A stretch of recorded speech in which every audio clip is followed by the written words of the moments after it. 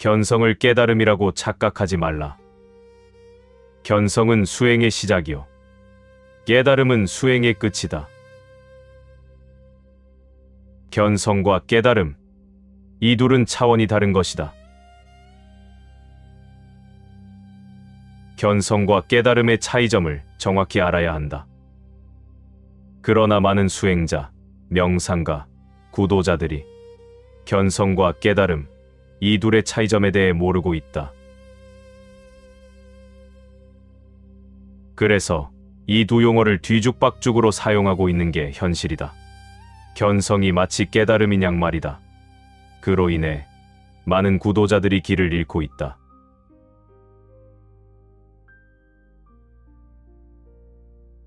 나는 이번 영상을 통해 견성과 깨달음의 차이점을 당신에게 정확하게 알려줄 것이다.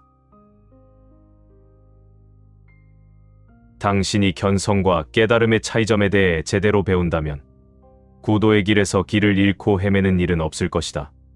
또한 깨달음 사기꾼들에게 속지 않게 될 것이다.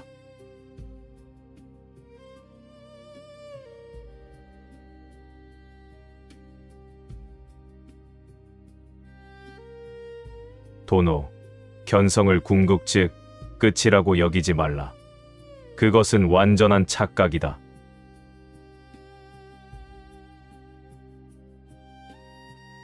결론부터 말하면 견성이란 도를 한번 힐끗 본 것을 말하고 깨달음이란 도를 완전히 성취한 것을 말한다.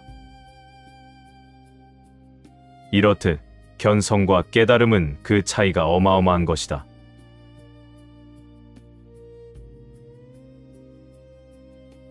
예를 든다면 견성은 이제 막 출발점에서 출발하는 것이며 깨달음은 이미 목적지에 도달해 있는 상태인 것이다. 이렇듯 견성과 깨달음은 격차가 대단히 큰 것이다.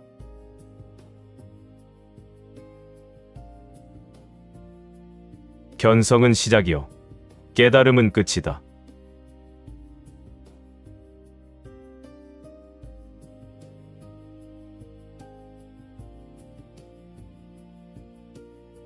화두를 들던, 마음을 관하던, 위빠사나를 하던, 이그 원통을 하던, 최초로 법 즉 도를 처음 본 것을 초견성이라고 부른다.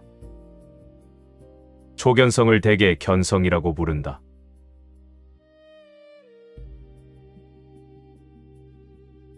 초기 불교 경전에는 법을 보다라는 용어가 나오는데 이것이 바로 초견성이다.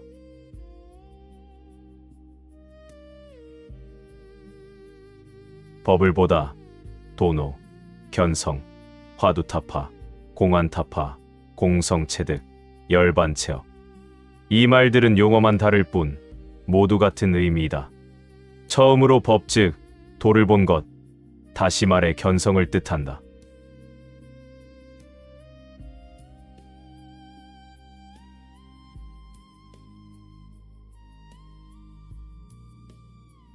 이제 견성과 깨달음의 의미를 명확하게 하기 위해 네 부류의 사람으로 구분하여 설명하겠다.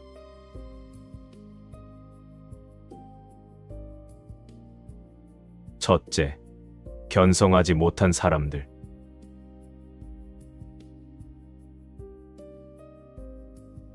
이 사람들은 도, 즉 깨달음이라는 목적지를 아직 못 본 사람들이다. 그래서 깨달음을 향해 제대로 나아갈 수 없다.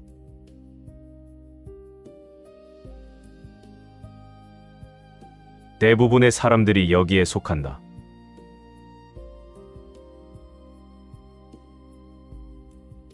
이 부류에 해당하는 사람들은 목숨 걸고 견성하는 데 투자해야 한다.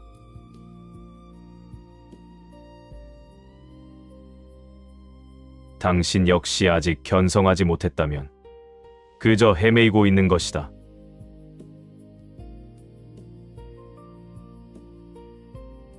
견성하는데 최선을 다하라. 그게 당신이 가장 먼저 해야 할 일이다.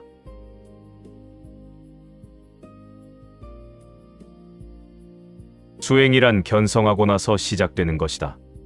그래서 도노점수이다.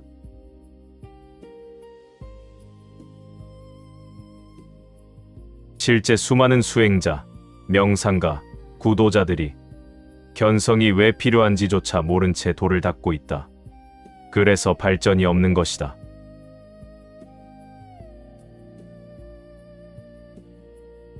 견성하지 못한 채로 아무리 열심히 수행해봐야 그것이 바로 모래로 밥 짓는 꼴인 것이다.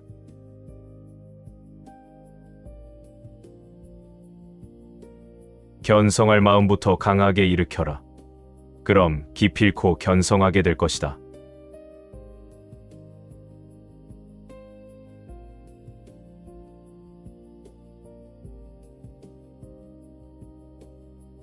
둘째, 초견성한 사람들.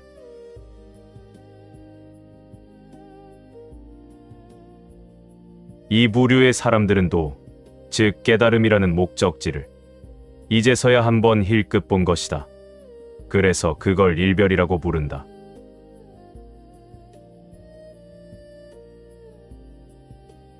이제 겨우 목적지인 도를 한번 힐끗 본 것이다. 그것이 바로 견성이다.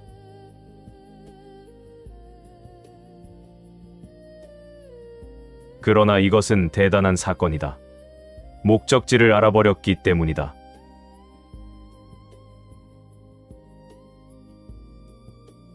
견성했냐 못했냐는 그야말로 천지차이인 것이다.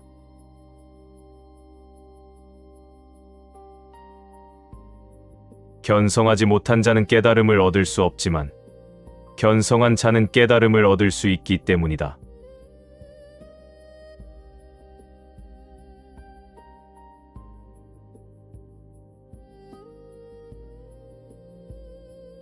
초견성은 첫 발을 뗀 것이다. 중생들에게 이것은 정말 위대한 사건이다. 당신이 견성하게 된다면 나의 이 말을 정확하게 이해하게 될 것이다.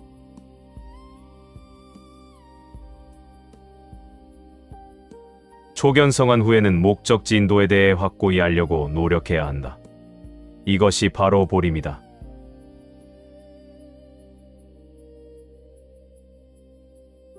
깨달음이라는 목적지를 정확하게 아는 게 중요한 것이다.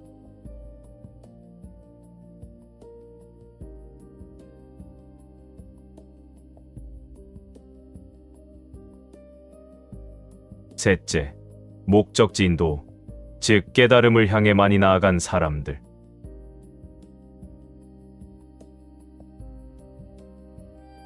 이 부류는 깨달음에 많이 가까워진 부류이다.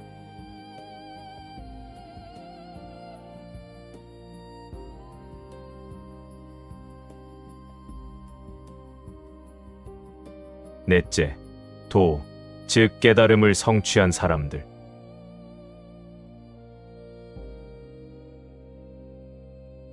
이분들이 바로 깨달음을 성취한 분들이다. 이분들이 바로 진정한 성자인 것이다.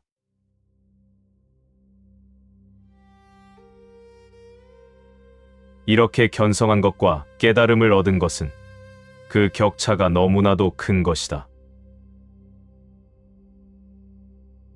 그러니 견성을 깨달음이라고 착각하지 말라.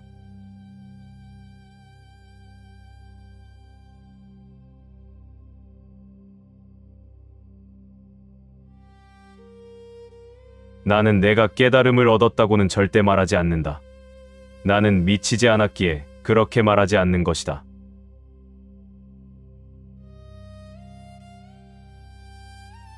나는 깨달음을 얻지 못했다. 나는 견성했을 뿐이다.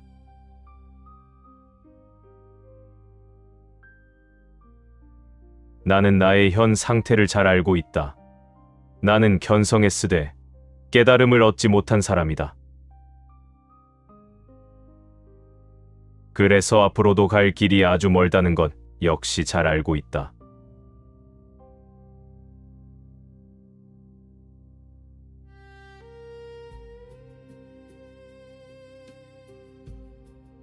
견성하지 못한 사람들은 견성을 대단한 것으로 여길 수 있으나 견성해봐야 크게 변하지 않는다.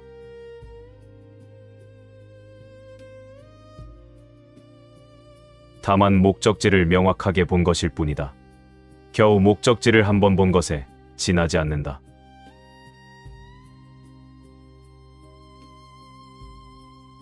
견성한 사람들을 대단하다고 여기지 말라. 별거 아니다. 내가 나를 봐도 별거 아니니까 말이다. 한참 더 닦아야 한다.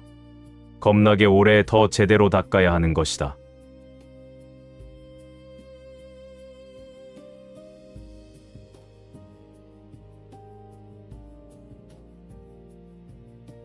견성이 겨우 시작이다.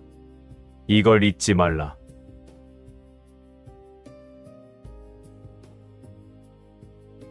견성은 깨달음이 아니다. 이걸 명심하라.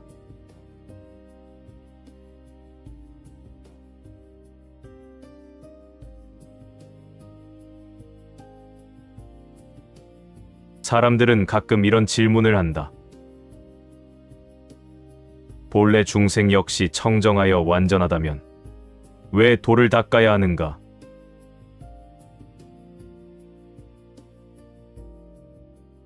중생이 본래 부처라면 수행이 왜 필요한가?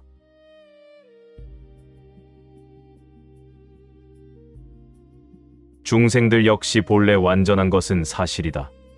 그러나 중생들은 자신이 완전하다는 그런 사실을 전혀 모른다. 모르기 때문에 알기 위해 수행이 필요한 것이다. 알겠는가?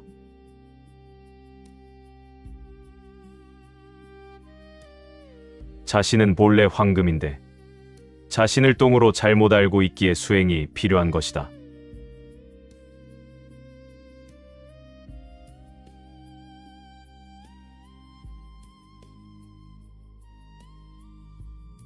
이제 견성이 수행의 끝인 줄 아는 바보들에 대해 이야기하겠다. 돈오돈수를 믿는 바보들이 여기에 속한다.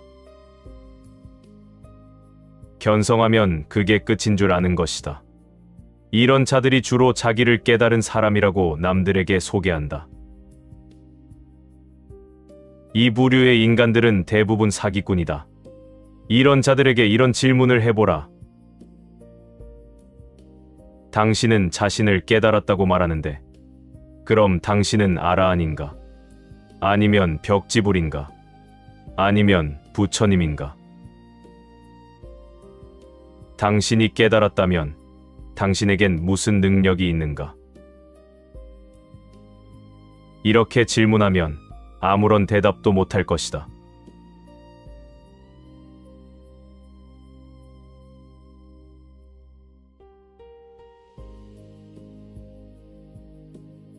깨달음을 얻은 부류는 세 종류이다. 아라한, 벽지불, 부처님.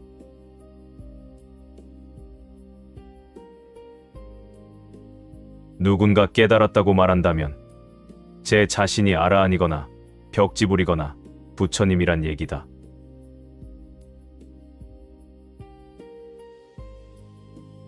지금 이 시대에 제 자신을 깨달은 부처님이라고 말한다면 이런 자들은 완전 미친 것이다.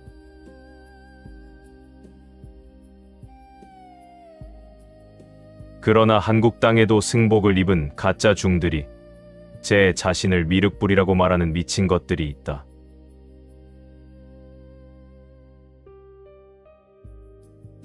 제가자들 중에도 제 자신을 미륵불이라고 말한 미친 것들이 있다. 아주 맛이 간 것들이다.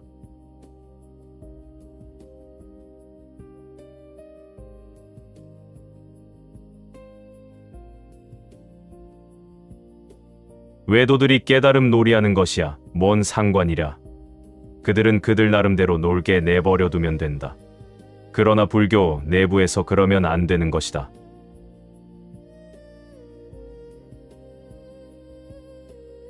제가자들 중에도 깨달은 척하는 자들이 있다.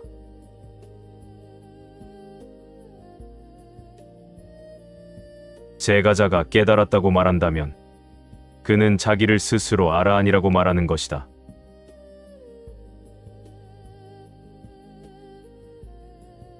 아라한의 경지가 어느 정도인지도 모른 채 제 자신을 아라한이라고 말한다면 그 얼마나 멍청한 바보짓인가.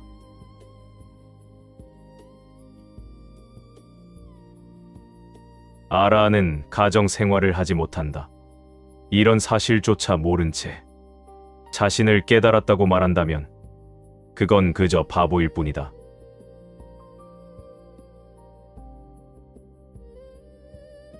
제가자가 아라한을 성취하면 어떻게 되는지 아는가?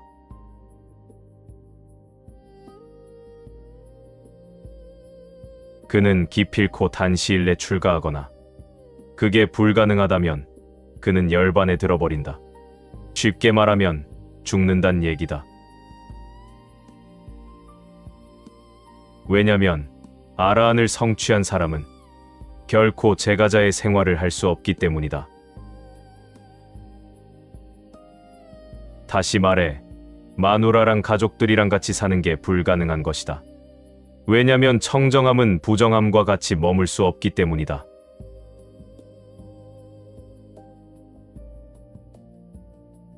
마누라랑 가족들과 사는 사람이 나는 깨달았다고 말한다면 100% 사기꾼이다. 이런 사기꾼들에게 속지 말라. 이런 사기꾼들에게 속는 중생들도 많다. 속지 말라.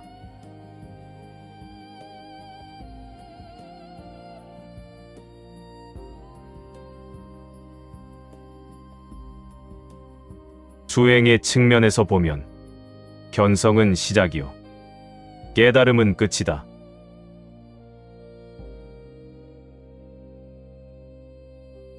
이제 당신은 견성과 깨달음의 차이에 대해 어느 정도는 알았을 것이다.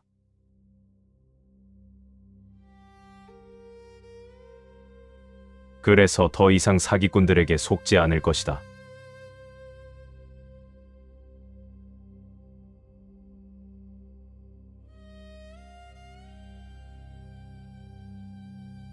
모든 수행자는 견성을 깨달음으로 착각하지 말라.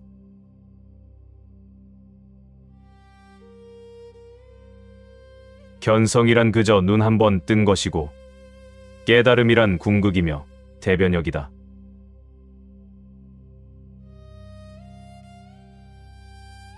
완전히 달라지는 게 바로 깨달음이다.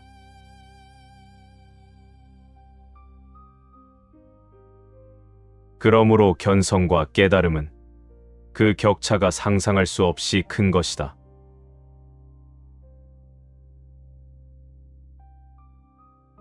화면 중앙에 있는 추천 영상을 클릭하시면 견성 명상을 실습하며 견성을 시도해 볼 수 있습니다. 영상을 보면서 견성을 시도해 보십시오. 견성하지 못한 분들을 위해 특별히 제작한 영상입니다. 견성하는 원리와 방법, 그리고 실습의 단계로 되어 있습니다.